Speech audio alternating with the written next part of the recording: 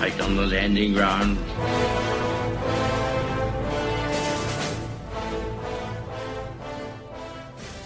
Thank you for joining us. You are listening to A Radio, and this is The Morning Moment. Please click on the follow button on Spreaker.com. I want to introduce you to a person that I came across indirectly from somebody who was following me. That person's name is Anne Marie Waters. Now remember that name.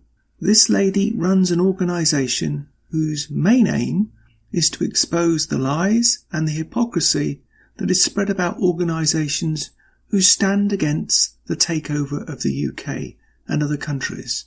I'm not going to be any more precise than that. I'll leave you to draw your own conclusions on that.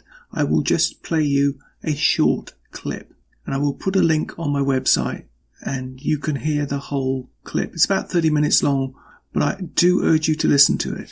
We must learn from this person and this group. We are not alone. We are not wrong. We are the majority, and we will win. This trickery for years. We want dialogue. We're part of this society. Let's sit down and talk and talk. They only want to sit down and talk to people who don't know what they're talking about. They only want to talk to people who know nothing at all about Islam. People like us, people who I can quote the Quran back at them, they don't want to talk to people like me. So keep going, but they will continually turn you down. They will continue to speak to leftist apologists and mainstream careerist politicians who will do and say anything to keep their cushy jobs in both the Dáil and in Brussels. So they won't debate you, but keep going, because every time they don't debate you, you expose them. And then tell the world why. You know why they won't debate you, because you're telling the truth. I've had years of this. I've been interviewed by countless journalists who don't print what I'm saying because it's the truth. And they know it's the verifiable, objective truth. So rarely do they print it. Only when I do live things do I actually get my voice out there. And every time that happens, I get masses of support coming in. This is why they won't do it. It's also why the media won't give you the attention you deserve. The things that Peter has just said, none of this is controversial. None of this is particularly... There's nothing nasty about this. There's nothing wrong. A few decades ago it would have been perfectly normal and right to say that a country should put its own citizens first. Of course it should. That's what democracy is for. A democrat, the nation state is the only way of guaranteeing democratic accountability. Citizenship equals democratic accountability. Without borders, you cannot have citizenship. It is a free-for-all. This is the whole point of the European Union and the Eurocrats, was to break down the nation state, break down the borders, so that effective, accountable governance is no longer practicable. It's no longer practicable. You need defined areas and defined states in order for democracy to work in practice. So they're bringing that down, initially by opening the borders within the European Union, which was to dilute the nation, the notion of nationality in the first place.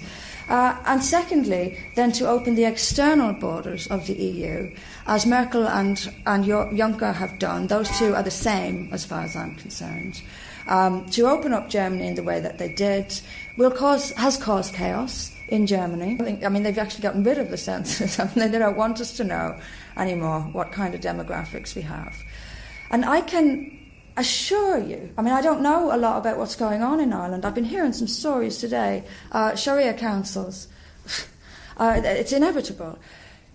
If Ireland continues on the trajectory it is on, which is mass immigration from societies which not only don't understand or relate to your culture and your way of life, but actively oppose it and will not accept it, you will have in Ireland what England has, which is honour killing, tens of thousands of FGM victims every year. There are 8 NHS hospital units in London alone, and London's not even the FGM capital of England, Birmingham is, but in London alone you have 8 NHS hospital units dedicated to the medical treatment required for a woman throughout her life when she has undergone FGM. Now, who's going to pay for that? When you have when the tens of thousands which Germany will send to you, they will send it to you. Merkel is going to spread out her new guests among the EU, and there's not a thing you or anyone else is going to be able to do about it. You will have this. Who's going to pay for all this medical treatment for these girls? Who's going to pay for all the extra policing you're going to need and the court system you're going to need to prosecute the honour violence and the tribal violence that inevitably accompanies Muslim immigration? Now, I know that, you can dismiss me as a far-right, fascist, bigot, racist, whatever. I really don't care. I didn't come to this because I woke up one morning and thought to myself, you know what? I think I'll make my life infinitely more difficult and go out and start picking on an innocent, harmless religion for no reason and risk my life to do it. I came to this through common sense observation of the world around me. You can find more at aradio.wordpress.com, where you can find links to us on Twitter, Facebook, Instagram, iTunes, Gab, and email. We are continuing to reach out to you, so please pass on the links. Please click on the follow button on Spreaker.com.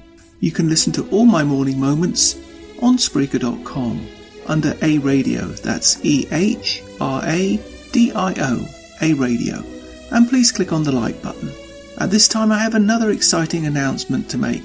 You can now find us on iHeartRadio under A Radio, and you can find all my podcasts and morning moments at aradio.wordpress.com. Click on the Morning Moments tab.